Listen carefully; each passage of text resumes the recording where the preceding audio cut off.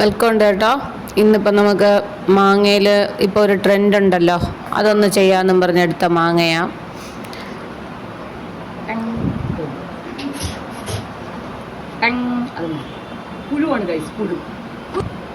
ആ പുഴുവായതിൻ്റെ ഭാഗങ്ങളെല്ലാം സൈഡൊക്കെ വെട്ടി ഒതുക്കിയിട്ട് ഞാൻ കുറേശ്ശെയൊക്കെ അങ്ങ് കടിച്ച് തിന്ന് കേട്ടോ. നമുക്ക് കളയാൻ വേറെ മാങ്ങയില്ലല്ലോ, അതുകൊണ്ട് മാങ്ങയായതുകൊണ്ട് അത്യാവശ്യം അതിൽ തന്നെ ഉണ്ടാവുന്ന കേട് തന്നെയാണല്ലോ. അപ്പം അതുകൊണ്ട് അതൊക്കെ അങ്ങോട്ട് വെട്ടി മാറ്റിയിട്ട് ഞാൻ കുറച്ച് അവർക്കാർക്കും കൊടുത്തില്ല.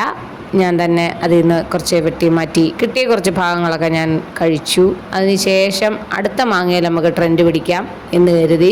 അല്ലെങ്കിൽ ഇന്ന് മാങ്ങ കിട്ടിയത് കുറവായിരുന്നു, 3-4 മാങ്ങ കിട്ടിയിട്ടുള്ളായിരുന്നു. അതിലായിരുന്നു ഇന്ന് പരീക്ഷണം നടത്താമെന്ന് കരുതിയത്. അങ്ങനെ മാന്യമായിട്ടൊരു മാങ്ങയുടെ ഒരു പീസ് കിട്ടി, അത് അവനും കൊടുത്തതിന് ശേഷം അടുത്ത പീസ് എടുത്തിട്ട് ട്രെൻഡിനൊപ്പം എന്നും പറഞ്ഞ് ഞങ്ങൾ കുറച്ച് മുളക് പൊടിയൊക്കെ വാരി വിതറിയതൊക്കെ കൂടിയും പോയി. കുറച്ച് മുളക് പൊടി ഇടാൻ പറഞ്ഞപ്പോൾ അവൾ കൂട്ടത്തോടെ തട്ടി. എൻ്റെ മോള് അവളാണ് ഈ ട്രെൻഡ് കൊണ്ടുവന്നതും, അല്ല ഈ ട്രെൻഡ് കഴിക്കാമെന്നും പറഞ്ഞ് ചെയ്യാമെന്നും പറഞ്ഞ് കൊണ്ടുവന്നത്. അങ്ങനെ ഇട്ടതൊക്കെ കുറച്ച് കൂടിയും പോയി. എരിയെന്ന് എഴുതി കാണിച്ചാൽ ഞാൻ ഇറങ്ങി ഓടുന്നവളാ. ഞാൻ ഈ ട്രെൻഡിനൊപ്പം പിടിക്കാൻ പോയത്. പക്ഷേ ഒന്നും പറയണ്ട, ആദ്യം തിന്നപ്പം വലിയ കുഴപ്പമൊന്നും തോന്നിയില്ല. കുഴപ്പമല്ല, എന്തിന് ഇതിൻ്റെ ആവശ്യം എന്തുവായിരുന്നെന്നാ. മാന്യമായിട്ട് ആ മാങ്ങ അങ്ങ് കഴിച്ചാൽ മതിയായിരുന്നു. കാര്യം എനിക്ക് അത്ര ഇഷ്ടപ്പെട്ടില്ല.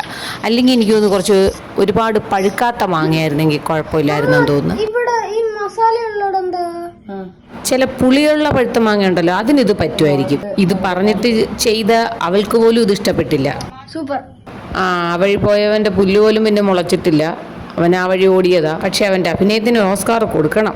സത്യം പറയാമല്ലോ, നമുക്ക് ഈ ട്രെൻഡൊന്നും പറ്റൂല കേട്ടോ. മാങ്ങ നന്നായിട്ട് അല്ലാതെ കഴിക്കുന്നത് തന്നെ നല്ലത്. പിന്നെ ഞങ്ങളത് കഴുകി വൃത്തിയാക്കി ഞങ്ങൾ വീണ്ടും അത് തന്നെ കഴിച്ചു.